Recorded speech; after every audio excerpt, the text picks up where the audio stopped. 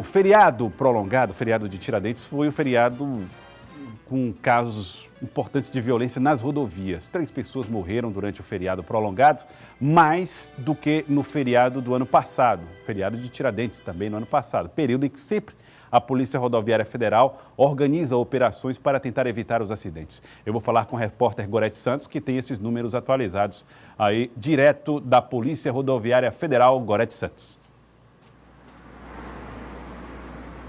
Pois é, Jorge, fazendo esse comparativo com o ano passado, o número de acidentes até reduziu, mas infelizmente a gravidade aumentou. A gente tem aí, você já deu alguns números, portanto foram 3 mortes neste feriado, 1 morto no ano passado. Trazendo esses números em detalhes, a gente teve em 2016 19 acidentes, agora em 2017 foram 15 acidentes durante a operação da Polícia Rodoviária Federal, 21 feridos em 2016, 16 feridos agora em 2017, 1 morte no ano passado, 3 mortes este ano.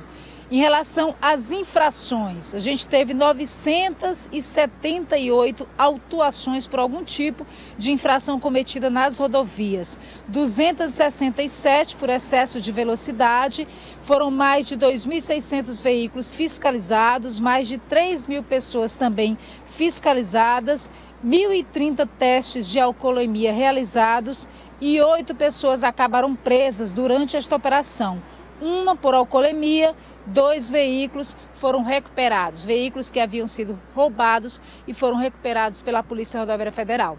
A gente vai conversar agora com o Jonas Mata, inspetor da Polícia Rodoviária Federal, que pode trazer informações mais precisas para a gente, também uma avaliação desses dados. A gente observa em relação aos acidentes, por exemplo, uma redução, portanto, mas em consequência uma gravidade maior. Que avaliação que a gente pode fazer desse comparativo com o ano passado, Jonas? Boa tarde. Boa tarde. Essa operação ela foi de uma certa forma mais tranquila no ponto de vista da quantidade de veículos que circularam pelas rodovias. Foi um fluxo reduzido, porém foi mais violento quando a gente compara com 2016, porque houve 3 acidentes, em 3 acidentes diferentes houve vítimas fatais. Houve um acidente em Alvorada do Gurgueia, na BR-135, e que foi uma colisão frontal.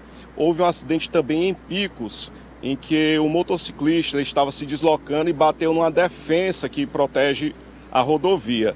E dessa forma ele caiu e teve óbito no local. O que a gente observa é que esses acidentes que ocorreram foram decorrentes de possíveis infrações, seja por ultrapassagem, seja por uso do álcool quando o condutor estava dirigindo. A gente já tem alertado bastante, principalmente chamado pela Polícia Rodoviária Federal, em relação a esse tipo de comportamento que resulta em acidentes muito graves. Excesso de velocidade, ultrapassagem indevida, alcoolemia também, Jonas. Vocês têm feito campanhas intensas em relação a isso. Dá para ter um resultado desse trabalho? Isso, a gente só nessa operação Tiradentes foram mais de 1.000 testes de alcoolemia realizados. Mais de 1.000 condutores foram convidados a soprar o teste do etilômetro, que também é mais conhecido como bafômetro. Também tivemos fiscalizações de motociclistas que não estavam utilizando capacete. 99 condutores foram notificados por não estar usando capacete. A gente faz esse trabalho de fiscalização rigorosa, nós estávamos em operação e ainda assim as pessoas cometem as infrações e se colocam em risco. Elas se colocam em risco e colocam em risco os outros usuários das rodovias, seja quando comete uma ultrapassagem irregular, seja quando se excede na velocidade. A gente sempre chama a atenção que a velocidade das vias, das rodovias federais no Piauí, o limite máximo é de 100 km por hora. Flagramos veículos que estavam transitando a 158 km por hora. Esse condutor ele cometeu uma infração gravíssima e vai ter o direito de dirigir suspenso também. Bom, falando de um outro assunto, que é a questão da interdição da ponte lá em Cajueiro, que divide os estados do Piauí e do Ceará. Na semana passada, a ponte teve que ser interditada completamente, né, em função de um problema. Foi liberada ontem parcialmente. Como é que está funcionando a partir de agora? Isso, a ponte fica na BR-402, que liga Parnaíba a Camusim. Atualmente, essa pista encontra-se parcialmente liberada para veículos pequenos. São aqueles veículos com até 3.500 quilos de peso. Então, os veículos pequenos, eles podem transitar, existe uma ponte provisória e o Exército está fazendo controle do tráfego no local. Já tem uma previsão de quando ela possa ser liberada completamente? Ainda não há previsão, porque está sendo realizada a obra pelo Exército, e quando essa ponte for liberada, a gente vai voltar com a nova atualização sobre a liberação total da via.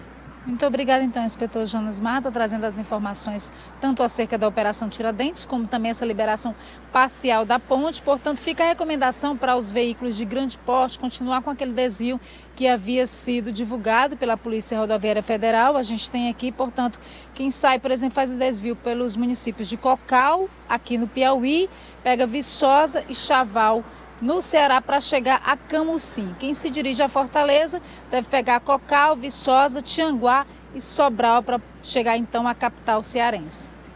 Joelson?